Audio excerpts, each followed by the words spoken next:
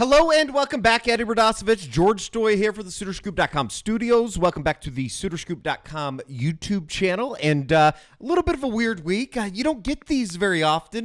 November bye week. Oklahoma, obviously, they can't lose a football game on Saturday. Good news there. We do have a good program for you.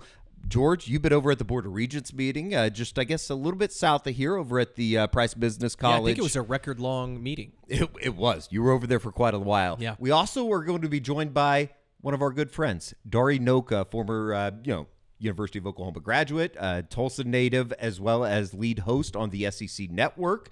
But we do have some news. Oklahoma, they're on the bye week, obviously, so we didn't talk to Brent Venables as we do usually on Tuesday. We're going to talk to players on Wednesday night, so we'll recap everything that was said over at the practice fields on Wednesday. We'll recap all of that on Thursday as we usually have the game day preview. Certainly don't have that this week, but we do have some news. You talked to Joe Harris, University of Oklahoma president, as well as Oklahoma athletic director Joe Castiglione on Tuesday, and it certainly seems like a vote of confidence for Brent Venables and his football program. Yeah, they pretty much both gave a ringing endorsement of Brent, which is, obviously interesting because I know there's a lot of people out there that maybe feel like he should be fired. I know you and I talked on the post-game podcast about his future. We talked on the Game Day Rewind with Josh about it, about what Oklahoma should do. Obviously, the buyout money is a big topic of conversation. So also asked about the contract extension from this past summer that really, Eddie, you look at it, it's $44.8 million to buy him out right now.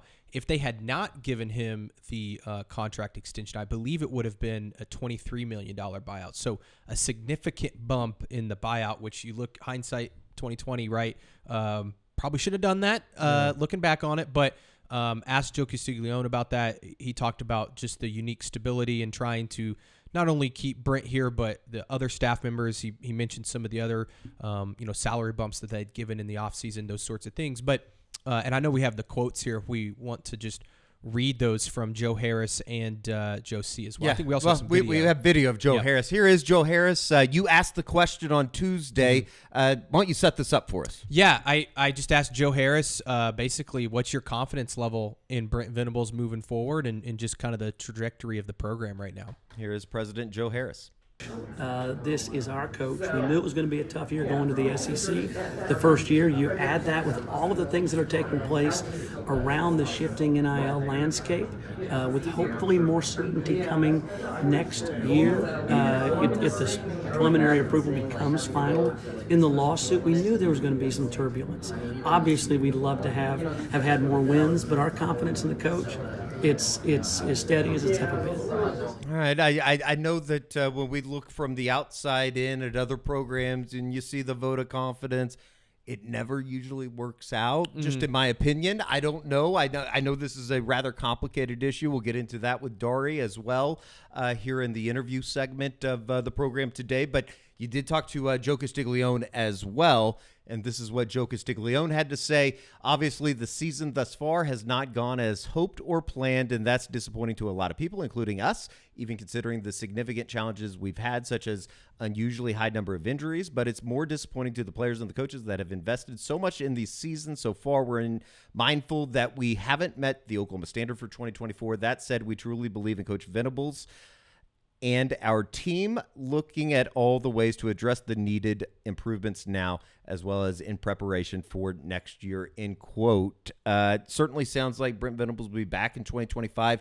That's barring some type of, and, I say this, and I feel like every week we've come in here and said it couldn't get any worse. You do have Alabama and LSU on the schedule. Obviously, Senior Day coming up next Saturday with the Crimson Tide coming to town. But just kind of your read on everything that went down today at the Board of Regents meeting. I mean, I think that it's clear there's some frustration, both from Joe C. and Joe Harris. Yeah, because and that clip of Joe Harris, he went on to talk a lot about the athletic department and where they're at financially and how they would maybe pay for a $44 million buyout and those sorts of things. But do you think they have the money? If it came to, a fork in the road, do they have the money that they could get it done this season? I think they have the money to do it.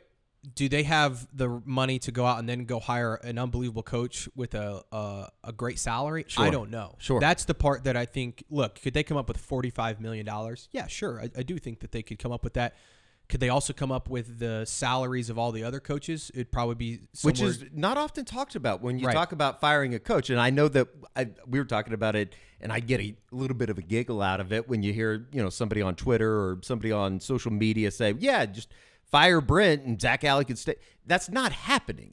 That's not a reality of the situation. If you're firing Brent Venables, you're probably going to fire everybody involved on the staff. Yeah, look, and you're not talking about just assistant coaches. You're talking about analysts. You're talking about maybe trainers. All those folks. That could be debated. We'll do that during the offseason. But you're talking about probably another $10 to $15 million on top of the $45 million. And then not to mention you now then have to go out and hire a whole new staff, which is going to cost you, probably around $8 million for the head coach, and then another probably $10 million or so for the staff that they would want to hire. And then on top of that, NIL and whatever that costs, probably around, $12 to $15 million to build a whole new roster. Like you're talking about, overall $70, $80 million endeavor to basically restart the program. Now, is that what's best for the long-term trajectory of the program? I don't know. Yeah. That's for Joe Castiglione, Joe Harris, the boosters, the Board of Regents, all of them to figure out. But that's a lot of money to pay. Sure. Could they come up with $45 million? I think so. Could they come up with $80 million to really make this thing go in the right direction? That's a whole different discussion. And that's a bunch of off-field stuff when you're talking about firing a coach. And I know that we talked about it on the Instant Reaction. We talked about it on the Eskridge Lexus postgame podcast with Kerry Murdoch. We talked about it on the Game Day Rewind with Josh McQuistion. It's kind of one of those moments in time where you look at the landscape of the college football world and the ever-changing landscape. You can obviously, we talked to Dari Nowkhah about it, just in terms of you can flip a roster over rather quickly in today's time with the transfer portal. If you were to fire Brent going into this year, and the more that I think about it, and I guess the 72 hours coming out of Columbia, I think that you would look at a roster that you're almost talking about a 5-year rebuild instead of giving Brent another chance. And, it's uncomfortable to talk about, but you say you do fire Brent, you're losing a lot of players off this defense and a lot of young players that have made a lot of plays this season. I mean, you're losing, I would bet. You don't have to throw out names, but I think it's known. There's a lot of guys that come to Oklahoma because of the defensive staff. Would it be safe to say overall over 50% of the roster you're probably losing if you fire Brent? Just guesstimating, I think that there would certainly be a lot of guys that are probably out. And good ones. You're back to square one of having to really, truly take over a rebuild instead of going and hiring one of the best offense coordinators in the country to come in and turn around an offense that, simply put, is one of the worst offenses Oklahoma's put on the field. Now, hand up, I think we all have to admit, offensively, that was Brent's doing. He decided to elevate Seth Littrell. He decided to go into the season with 2 freshman quarterbacks or 2 green quarterbacks in terms of experience without a quarterbacks coach. Yes, that is on Brent Venables. Yeah. But at the same time, it's I don't know. It's a very interesting conversation. And this was asked of Joe C. today in the sense that you're now giving him a second chance to go out and hire a new offensive coordinator. And he's shown in the past to make good hires. I think we all agree Zach Alley was a great hire. Sure. Emmett Jones as a receivers coach was a great hire. Jeff Lebby was a good hire. Lebby was a good hire. I would kill for that type of offense right now. He's also made some bad hires. Sure. Ted Roof was not a great hire. Obviously, Seth Littrell and Joe John Finley, not great hires in terms of elevating those 2 guys. And so what's your confidence level in Brent to go make this hire now? Joe C. said today that he has a lot of confidence, obviously, in Brent to go make the right hire. Joe C. is going to be, I think, heavily involved in this hire and helping make sure that they go get the best person available. That was a very big point of emphasis when talking to him today, making sure Brent has the resources, which basically means the money to go hire the best candidate for the job to fix this thing. And so that gives you a little bit of hope that, okay, if the athletic department, the boosters are backing Brent in this sense that, hey, we're going to give you the money to go get the best OC, the best portal quarterback, if that's something they want to do, maybe the big, left tackle offensive lineman that will probably end up in the portal, somebody like that. Like all of those things, maybe you can turn it around quickly. So all of those things were discussed. You can go read the story on Soonerscoop.com. All of those quotes are in there from, a lot of you were upset with the contract extension. Josie kind of broke down what their thought process was in doing that. Let's backtrack a little bit, too, because I think when that was announced, and you were at the Board of Regents meeting when they made the announcement that they were extending Brent Venables, you bumped up that buyout. We talked about it at the time. He's still only the 9th highest paid head coach in the SEC. Actually 10th highest. Yeah. Which in its own right is a little embarrassing for the University of Oklahoma. Yep. So I don't know. It is, I will say he's the 10th highest, but his buyout for this year, I believe, is 9th highest in the country. So it's a pretty big buyout. Sure. And the way that they did it too, he was originally signed to, I believe it was a 6-year, $43 million deal, went up to 51 million, 6-year, 51 million after 2 years. And so, now he's through, I think it's the 2029 season. So they basically added 2 years to it, upped his pay by about $1 million. And the reasoning behind that was, one, the SEC, I believe it somewhat had to do with optics and, wanting him to be at least in the middle of the pack in the conference. And they thought that what they had seen last year was vast improvement. Right. Winning 10 games. I think that there's still a lot of people in there that feel like the 2 losses that they had in conference play were kind of fluky, that they were games that they obviously should have won. But crazy things happens in college football. And I think they also thought that this thing was really genuinely headed in the right direction this year. So was it a mistake in hindsight? Yes. If they were, even 7-3 right now or whatever, I think a lot of people we're not having these conversations. Blink. Right. You wouldn't blink at that contract. Right. And it does drop, another reason to maybe keep him another year. The buyout does drop down to $34.9 million next year. No doubt about it. All right. We want to get to the Dari Nowkhah interview. It was really good. He's one of us to a certain extent. Yeah. A native of the state of Oklahoma, certainly cares about the University of Oklahoma football program. 90s? Yeah, he talks about it, but he went into some really down years of the Oklahoma football experience while he was in Norman. But first, let's tell you about homefieldapparel.com. You know it. We know it. We all use it. It's been fun wearing some of their gear. Homefieldapparel.com, 15% off the first order using the promo code SCOOP. That is 15% off your first order using the promo code SCOOP, as you see here on the screen. And, you just get on homefieldapparel.com. You can see the stuff that they have. Obviously, the campus pullover now out. That's been a top seller.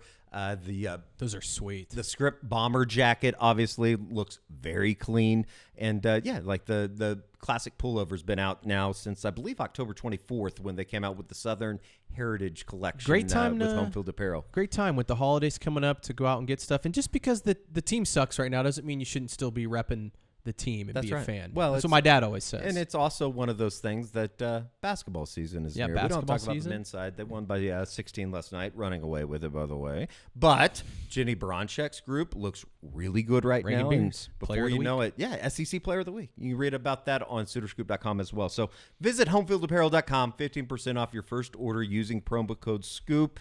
And now we will head over, talk to our good dear friend, Dari Nowkhah, SEC Network. He's been around the conference for a decade now, knows everything that you need to know about the SEC, and certainly cares about the University of Oklahoma and the product that's being put on the field. So good conversation. Here is our good friend, Dari Nowkhah. I agree in terms of, personnel. It's the grind. I mean, it is the grind. And programs in the Big 12 don't have the grind that programs in the SEC have. You get through 1 week, you don't really get to exhale because the next team on your schedule is just as talented as the team that you just played or close, and every bit as talented as you or close. Depth is enormous. Attrition is natural. It's going to happen. And, you look at the last 3 games of their schedule, at Missouri, home against Alabama, and at LSU.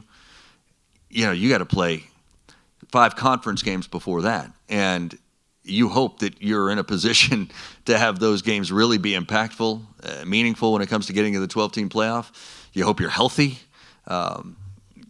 It's a different beast. It's closest thing there is to the NFL, where you just feel like you don't get a week off. And that's going to be the challenge. That was Dari Nowkhah on July 1 when Oklahoma was welcomed to the SEC. And things have kind of taken a turn here as we welcome in Dari. Thanks for joining us. It's maybe a little bit ominous just in terms of looking back at that and realizing where Oklahoma is now. Let's start here. It's obviously gone rough for Brent Venables in Oklahoma in the first year of the SEC, and you've been around it for a long time. You've around it here, certainly watching Oklahoma even last week up in Columbia. But what's been the most surprising part about all of this for you here as Oklahoma now sits 1-5 with the bye week, and as you said, Alabama and LSU ahead? It's thanks for having me on, by the way. Absolutely. When I said all that, I certainly thought that they might have a little bit more fortune, a little bit more luck, a little bit more health before this part of the season. They've had none of it the entire conference season, and so that obviously has been a real issue for them. What is surprising is, I listened to you guys in your post-game thing, in your post-game pod most weeks, and after the Missouri game, and I don't remember who said it, but it said the offense looks discombobulated, disorganized.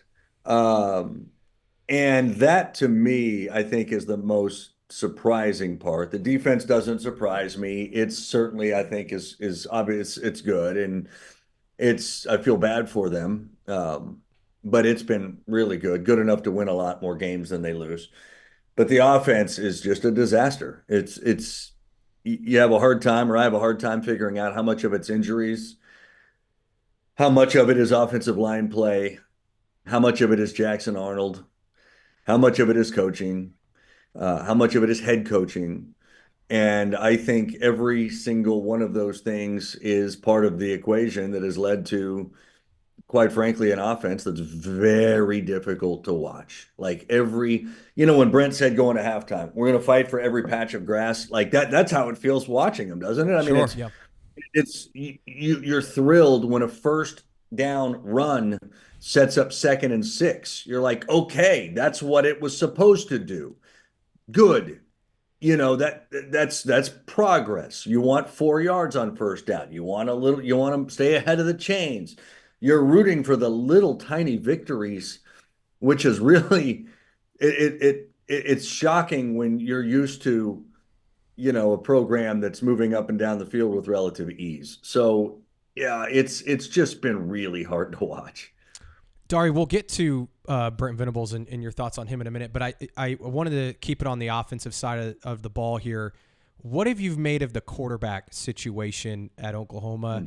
And even going back to the Tennessee game, I think we all agree in that moment you had to make a switch to Michael Hawkins and the turnovers that were happening. We saw some good stuff from Jackson a couple weeks ago, and now all of a sudden after this last week, it doesn't seem like that's heading in the right direction. What have you just made of the quarterback situation, and what do you think they should do moving forward there? Well, I have to be a little bit careful in my position here. I can't be overly critical of really any team in the SEC, but I'll do my best here. Jackson is not where Oklahoma needs Jackson to be. There's no question. I don't know that it's even talent. It feels like he is really, really struggling with confidence and trust when he's on the field. The fact that he will not throw down the field, and in the few times that he has, for the most part, especially against Missouri, were woefully inaccurate, is an issue. I don't think he's remotely comfortable in this position at all. I was in favor of removing him in the Tennessee game. I was even in favor of starting Hawkins in the next game. I don't think I would have continued that. I think that the whole thing that we are made to believe anyways, or thought with Dylan Gabriel, was Jackson was the guy. And Dylan's in Eugene because Jackson was the guy. Michael Hawkins was never the guy. I thought you should give that opportunity back to Jackson a game earlier than they did. Whatever. I'm not a coach. But I think that little things like that have destroyed this dude's confidence. Now, also, offensive line play has been poor, although it was a little bit better Saturday against Missouri. I don't think there's any doubt about that. but there are so many issues with him. Like nobody can get open. He's dealt with guys that, for the most part, when you've got Burks and Farouk out, which I know they were back, not one of their starting receivers, in my estimation, would start on more than one or two teams in the SEC. So he's dealing with a very poor hand there. And I think all of it is compounded into he just upstairs, he's struggling. He's really, really, really, really struggling. It's evident, I think, every time he takes a snap, every time he looks downfield and then quickly goes to the check down. Sure. Every single time he experiences any level of success, he comes right back with a play that's a failure. And it's just, I don't want to say Jackson Arnold was a miss, but there's something like, I don't know. And the coaching clearly is not helping him. I don't know who he goes to in his toughest moments. I have no idea if there is anybody coach-wise that he goes to in his toughest moments, but the quarterback position is, I don't know how you could deem it anything other than a failure. Yeah, it's been shocking, I think, and for somebody like myself, and we covered him in high school. He was fantastic at Denton Guyer, led him to a state championship or state semifinal, if I remember correctly, as a senior. It's been super surprising, and I think that like it's all kind of compounded on top of itself, just in terms of going back to this past summer when Jeff Lebby leaves to go to Mississippi State. Brent Venables, hand up. I thought it was the right decision to elevate Seth Luttrell and Joe John Finley as co-offense coordinators. As it turns out, it was really important that they needed a quarterbacks coach. And, I think he's made some steps here with Kevin Johns now working in the quarterback room. But at the same time, a lot of those decisions go back to Brent Venables, and that kind of leads into the bigger conversation. George, you just came from the Board of Regents meeting. Certainly sounds like Brent Venables is going to have an opportunity in 2025, but just from the outside looking in, like an offense coordinator, this is going to be the biggest hire that Brent Venables maybe makes in his entire career, and certainly in his tenure here in Norman. Yeah, for one, am glad that he's getting that vote of confidence, and I'm not, every Saturday I'm sitting at work and I'm in the studio with my guys, Ben Watson, Chris Doring, and I'm just getting bombarded by texts from friends and family. I've had it with BV. Got to make a change. Got to clean house. Got to clean house. And I'm, for one, not really ready to go there yet. I'm closer than I want to be. Sure. But I'm not there yet. But you're exactly right. This coordinator, I'm assuming Joe John won't be there.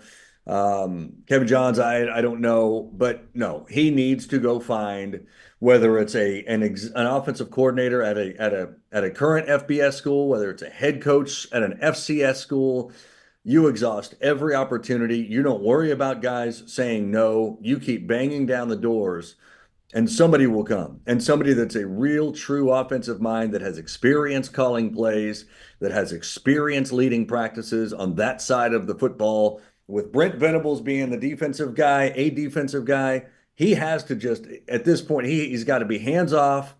You run this thing. That's going to take somebody with all kinds of experience at a significant level of football. And it will be the highest. You're going to want a guy also that, I wouldn't blame any of these players on this roster. First of all, if we have any players on this roster that we absolutely think are SEC caliber players on offense, we don't want to lose them. So it's going to have to be an offensive coordinator they're excited to play for, but also somebody who can identify talent in the portal, somebody who can identify talent at the offensive line spot, somebody who can identify talent at quarterback. Because like my gut's telling me that it's going to be obviously a new offensive coordinator, and I don't know how we're not starting a quarterback that we get out of the portal. I do not know how we don't walk into 25 with a quarterback taking the field for game number 1 and snap number 1 that is not currently on this roster and is not currently in high school. I feel like it's a portal position. I think it has to be. We're in a rebuild, whether you want to be or not. I firmly believe as much as you can be in this day and age, and with the portal you can do it quickly, we are going to be in a real rebuild mode at Oklahoma. It can happen quickly. We've seen it happen quickly. And it starts, like you said, with who BV hires as his OC. I trust BV still to this point to be the guy. I don't want to make a change yet. I know Joe C doesn't want to make a change, but there better be a name, a guy that is synonymous with offense in terms of creativity, a little bit of explosiveness, because our explosive plays are non-existent, who can identify talent, and players want to come to Norman and play for him. I can't wait to see who it is. Is there a name out there that you favor over somebody? I don't want to put you into an awkward spot, but I think obviously there's a lot of Dan Mullen talk that's out there. If he wants to get back into coaching, certainly Joe Craddock down at Tulane, and the Darian Mensah situation would become interesting if he were to portal. Is there anybody just off the top of your brain that you like watching on Saturdays put out really good offenses? And I'll be honest with you, I'm so locked into this league every single Saturday. It's hard for me to look around the country. Yeah. Who's the OC? Who's the OC for Barry Odom at UNLV, right? The go-go offense or whatever. I mean, he gets a lot of love there. His quarterback has certainly been, the guy that filled in for the guy that decided to roll out after 4 games. I don't know who's running Kurt Cignetti's show up in Bloomington at Indiana, but no, there's certainly no doubt, no shortage of capable guys. I would be the wrong guy to ask to name one. Yeah. Dari, you cover this league as well as anybody. You've been on top of it for a long time now. You also know the University of Oklahoma extremely well and its football program. What gives you confidence that Brent can succeed in this league? I know it's a tough year this year. I think we've seen it on one side of the ball that they can compete in this football league. It's almost like we've been blinded a little bit because the offense has been so bad. And it's probably unpopular to say right now with the Oklahoma fan base, there has been some steps forward defensively. Special teams has been a bright spot outside of Peyton Bowen dropping punts. But overall, it's been a pretty good product under Doug Deacon. Yeah, and so what is it about Brent that you say, okay, you do think that he can succeed? And maybe you don't think he can, and you just hope that he can figure it out next year. But what is it about maybe Brent Venables and just this program that makes you say, okay, they can succeed in this conference? So with Brent, from a coaching level, it remains to be seen. I don't know. I know this. Dude will do anything for his guys, right? There's incredible loyalty to his players. I believe he's a man that players want to play for, which is huge. He dedicates everything he's got to this program. So a lot of it is, I want him to succeed. And I think, I've heard you guys talk about this. I do think most Sooner fans would like Brent Venables to succeed. Sure. Right? Nobody looks at him and says, what a bum, what a loser, get his, out of here. I don't believe that that's necessarily the case. I think everybody really wants him to do well because he's an incredibly likable guy. He's an incredibly genuine guy. He's intense. He's fair. He's all of these things. But at the same time, he's got to be an administrator. And that's where this offseason is going to be massive. It was the right move to fire Seth Luttrell. There's no question something had to be done. I know it wasn't easy because we all know what Seth Luttrell means to the program, right? So he made that move. I think look, how many years did we say that Bob Stoops is too loyal to his coaches? How many years would he refuse to make a firing when it was obvious one needed to be made? That's why the Josh Heupel thing was such a big deal. Yeah. Because he wouldn't fire anybody before he fired Josh Heupel finally. And obviously Mike's family, that was going to be tough. But I don't think that's Brent. I think Brent's willing to take the challenge. So let's see. Look, he's been on incredible staffs, from Bob's to Dabo's to Bill Snyder's before Bob. I think he understands how to be a head coach. I think his growth is only going to. We saw certain coaches have to figure this thing out on the fly, right? Ed Ogeron did this. Now I know how it ended for Ed, but Ed Ogeron had to figure it out on the fly. You run this. I stand back here and I'm here when you need me. I think Brent starts to take that approach and really will have to on the offensive side. I'm rambling a lot on this, and I understand it because I can't necessarily defend him on the coaching side of this because I don't know that I've seen enough of it. I just know that I want him to do really, really well. That's the best I can get. I think that's probably what a lot of people think. That's the hardest part about this entire conversation. And I think in a way, because we cover it every day, it's been tough to cover this team because I think that the amount of failure that we've seen on a football field combined might be more than we had seen, at least in my first 10 years on the beat, and especially when you're talking about all the offenses that Lincoln Riley put out. It was almost like you could kind of handle not being able to play defense, but you always knew that you're going to score 55 points a game. Yeah. I think that's been the toughest conversation to have, is looking at it through a different lens now, and the failures that have come on the field and the amount of losing that Oklahoma's had here over the last, I mean, my gosh, the conference play for sure. The 1-5 record, last time Oklahoma won one conference game in a season, 1936. We're talking about, it's a lot more comfortable to talk about the 1998 offenses than a 1936 Oklahoma football team that won one game. But doesn't it make it tougher to cover, because he has not had a full deck with which to play? Sure. Right? When you're down your top 5 receivers for so many games in this league, you don't have a chance. When you have an offensive line, now this is probably where I'm most disappointed and again, I've heard you guys talk about this every week. Everybody does. The offensive line has been abysmal. Yeah. And I'd be curious to get your guys' take. Is it lack of coaching? Is that a Biedenbaugh thing? Is it they missed out on too many guys in high school over a 2 or 3 year period of time, and it's caught up to them? Is it they did not aggressively go to the portal, or there just really weren't enough quality SEC level or Power 4 level starters in the portal to get? I don't know where it all goes. It's part Biedenbaugh's got to be responsible. Venables, I think, ultimately has to be responsible for an incredible lack of talent and experience to walk out there week 1 with a group of guys that had never played together and had very few starts between them. Like, where does that lie in your mind? Because that to me is the most unforgivable part of this whole thing, is just the incredibly poor group of offensive linemen that we have put out there to all start together in a league when they were clearly so incredibly not prepared to do it. And that's, I think that's it's right up there as maybe the number one issue with this team. And the hardest part, it's all of the above, isn't it? Yeah, I think it happened for all the reasons that you said, but I think primarily is they missed on a bunch of guys for 2 to 3 years, because I do think the coaching, like, you're seeing guys now like a Logan Howland, Heath Ozida, young freshmen that are having to play because of the injuries.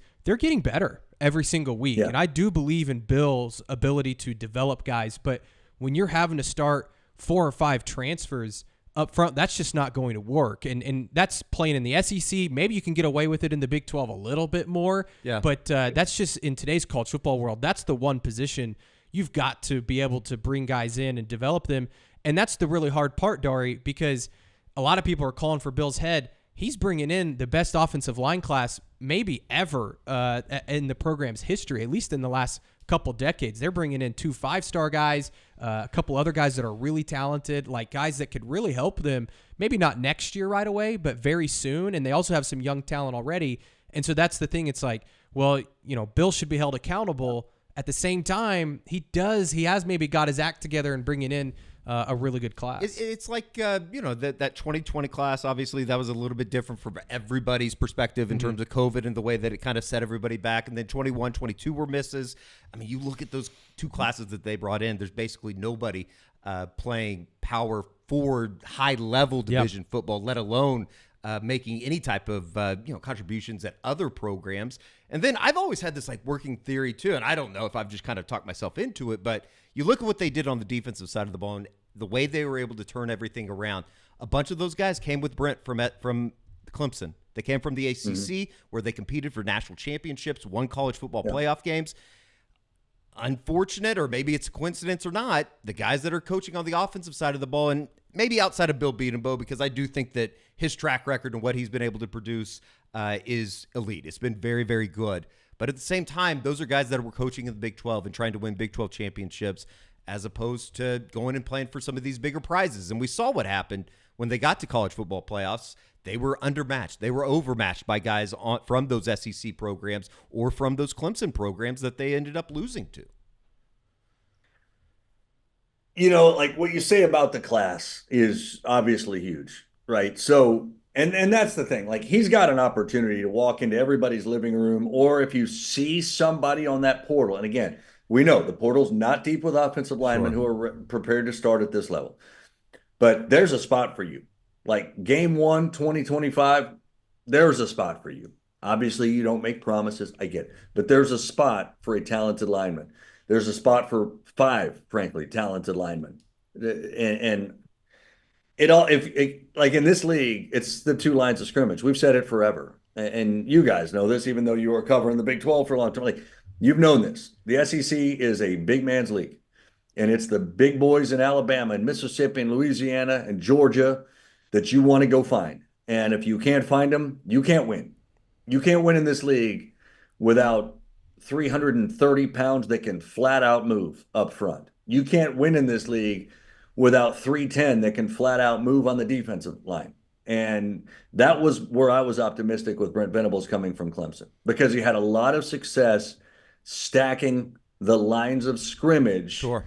And becoming familiar with the Southeast, where you just have to get wins in recruiting in those positions.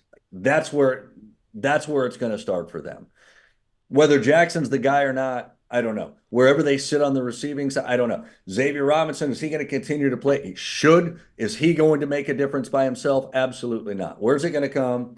Those 5 dudes that are charged with protecting the quarterback and opening holes to run the football through. And if you can't do it, we're looking at stacking these kinds of seasons on top of one another for the next 10 years. Eye-opening. It's been eye-opening. And just being down on the field, Gabe Eichert and I look at each other before every game, and I think it was even almost inflated, too, with the Tennessee and the South Carolina games here in Norman. It's like you look at some of the backup guys, and they look different than everybody else Oklahoma's putting out there. This is what, let me tell you, like, you guys were probably there, too. But for 3 years in a row, I mean, I went to a semifinal to watch Oklahoma play an SEC team, whether it was the Rose Bowl against Georgia, Miami against Alabama, or Atlanta against LSU. And I'm sure you guys saw them too. But sitting there, or standing on the field, or sitting on a desk doing a pregame show, wherever it was, in all 3 of those situations, looking at Oklahoma and then looking at the SEC school, it was shocking to me, the difference. Yeah. That's the gap that has got to close, and that's the gap that I had hoped had closed. In these years of knowing this team was coming to this league, that gap has got to close. It is shocking and has been shocking in the past to look. And I realize, like, our guys, our offensive line had to probably be a little smaller. They got to move a little more. You've got massive space between each starter. I understand that with the offense. But you want to see what it takes to win an SEC football game, go stand on a football field before Georgia plays, Bama plays, LSU plays, any of those guys play, and look at the size of the big boys up front. And that's what it's going to take to get there. I was hoping we were there. We're not there. Dari, just real quickly, this has been, I don't want to say this has been totally negative. I think it's been a great conversation. It's the reality that Oklahoma football is living exactly. in. But I wanted to ask you this, Dari, because I think there's a lot of people in my mentions or on our boards saying it was a mistake to go to the SEC. Like, this is why, you shouldn't have gone to the SEC. Could you maybe explain, and maybe you agree with those people, Dari, but could you maybe explain to folks why this was ultimately the right move? I understand the financials behind it and all of that, but I personally feel like if Oklahoma wants to compete for national championships, being in the SEC is where you got to be. Because at some point, if you get the right person in here, maybe it's Brent, maybe it's not, they're going to get those type of players that we're talking about because they play in this league and they'll have a better chance to compete for a national title. Could you maybe explain to people why, maybe it's the short term, maybe it's the long term, why it was the right move to go into this conference? If those people have, let's say, a 12-year-old who's a really good football player, and he's just rolling over 12-year-olds, and he's just kicking the asses of every 12-year-old he plays, and then he gets a call to come play with the 14-year-olds. The parent's going to say no to that.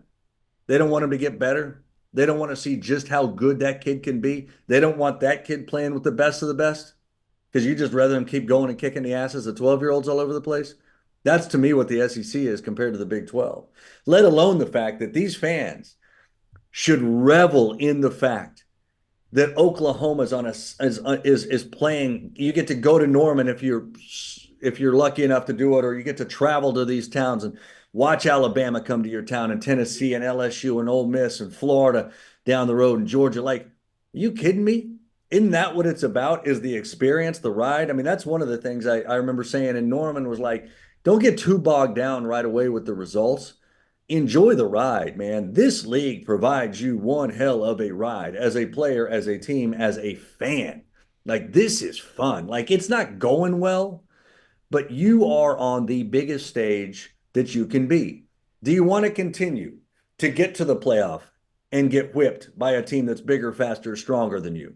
Because the playoff has not been kind to Oklahoma. And the SEC and Clemson, which is a de facto SEC team in the way that it has been structured, have had their way with Oklahoma in the playoff. So, like, do you want to continue kicking the crap out of the 12-year-olds, but not really getting any better and seeing just how good you can be? Or do you want to play up a little bit and then continue to work to get to where they are and then be at the highest level and be respected as one of those programs at the highest level? I think that's what you want. Yep. I mean, I've been inundated in the SEC for the last decade. And I can tell you this, people in the SEC would always talk to me about Oklahoma when they were in the Big 12. And there was always this perception that they're really good for out there. They're really good for that league. That's their league. They're really, really good, but let's just wait and see. That's the mentality they had there. They weren't nationally respected as a true, legitimate championship threat. They were the best in the Big 12. Okay? You want to be the best in this league. You want to put yourself on this stage and continue to grow as a program. How many times do you want to win conference championship and then get whipped in the playoff if you're lucky enough to get there? And that was enough of that. This is the challenge that they needed. So I know look, from the jump, I told all my friends, all my family, how's it going to be? How's it going to be? Look, you're going to have a lot more 9-3s, 8-4s, and some 7-5s. I didn't anticipate 5-7 potentially, but again, there's been a lot of issues and reasons for that this year. But you're going to have a lot more of those.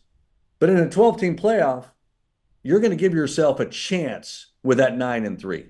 You win an extra game, you're going to give yourself a chance with that 10-2. You're not going to be number one in this league every year, but you're going to battle week in and week out on a main massive stage against true, legitimate heavyweights that you want to be and that are in many ways like you. Like, that is a really fun ride and a fun place to be. So, no, this was not a mistake. In my estimation, this was not a mistake. It's going to be. I mean, I love it. They've just had a really, really bad run of luck and some things. Programs go through this. It sucks, but programs go through this. But this is a different day in college football, and it can be quickly flipped. Very well said. They need to start going to those 12-year-old baseball tournaments, getting the guys that are falsifying their birth certificates to come play football. Exactly. SEC Lead Network host Dari Nowkhah, we appreciate you joining us. It's been a rough time for Oklahoma, but brighter days ahead. We keep saying they've hit rock bottom. They can't get any lower. Hopefully Saturday night in Columbia was the rock bottom, and we'll be talking to you soon. It should be rather interesting to see how they dig themselves out of this hole. I hope that was rock bottom. Let's hope that was. I mean, like, we remember the Blake days, and that was all 4 years. I had Gibbs, Schnellenberger, Blake, and it could always get lower. Let's just hope it doesn't, guys. Yeah. Dari, we appreciate it. Talk to you soon. See you guys. See ya. Thanks, Dari. I kind of want to run through a wall now after hearing Dari and your last question, but it was certainly good to, I guess, hear it from somebody on the outside looking in. Certainly, well, it's somebody that knows I think the one thing with Dari is he knows the conference as well as anybody. Sure. He watches every team. He's watched every team for years. He's seen kind of the rise of the SEC, if you will, in terms of their domination in college football. So I think his perspective is certainly worthwhile. It's going to be interesting, man. Obviously, nothing's going to get settled here in the next day. Yep. Nothing's going to get settled in the next week, maybe next 2 weeks. But certainly when you get to November 30th in the season finale against LSU, that will open the door for what is going to be an interesting month, probably the most important month of really that first week. Yeah. I think we're going to know a lot. The day after. And we're talking about offensive coordinator. We're talking about what's going to happen with the staff, and then certainly the going in and coming out of the transfer portal and seeing what that is going to bring to Oklahoma and the offensive side of the football. It's kind of exciting. There's going to be one focus certainly during that week and the months to come of how they rebuild this thing on the offensive side of the football, because like we said, this is where the conversation becomes so difficult, because there are steps being made on the defensive side of the ball. You just got to match it with the offensive side of the football, and I think that's kind of the frustrating part right now with this program. Yeah, and look, it's I think Dari nailed it. We all want this thing to succeed, right? Like, we all want Brent to work out. I think we all agree he's a great guy. I believe in a lot of his message and just, kind of the way he's approached this thing. He screwed up hiring Seth Luttrell and Joe John Finley. I think at some point he'll probably, admit that publicly. Right now he can't because some of these guys are going to get fired and let go. But at some point, I'm sure he'll be like, hand up, that was a mistake. Yeah. And now he's got to fix it. It's on him to fix it. It's on Joe Castiglione. We mentioned at the top of the show. I think he's going to be heavily involved. Obviously, he's very tied to Brent Venables because he's the one that hired him. So they're going to try and do everything in their power to figure it out. Can they do it? I don't know. No one knows the answer to that. Yeah. I think we're all a little bit skeptical of it, but it sure is going to make for a interesting and a little bit nauseating offseason, I would bet. At some point in like June and July, we're like, okay, like here we go again. Yeah, like is it actually figured out or what the hell? Like, let's just play the games. Yeah, no doubt. It's going to be interesting to follow. We'll certainly be here following everything in terms of the end of the regular season. Then obviously headed into the off season in December when some really tough decisions are going to be made about the University of Oklahoma and the football program, and really just kind of the next few years of how this thing's going to go. So we'll be here. And we'll also be back here on Wednesday for the unofficial 40, as well as Thursday, as we said at the top, talking to players on Wednesday night, seeing what the mindset is of this team to close out the season against Alabama and LSU. It's certainly going to be tough. They're going to be underdogs. That's not breaking news to you, and I'm sure that some of the news that we have told you from today's Board of Regents meeting certainly won't be the news that a lot of you in the comment section want to hear, but kind of is what it is. We're just going to be along for the ride. So for George Stoya, I'm Eddie Radosevich. We'll see you right back here on the SoonerScoop.com YouTube channel.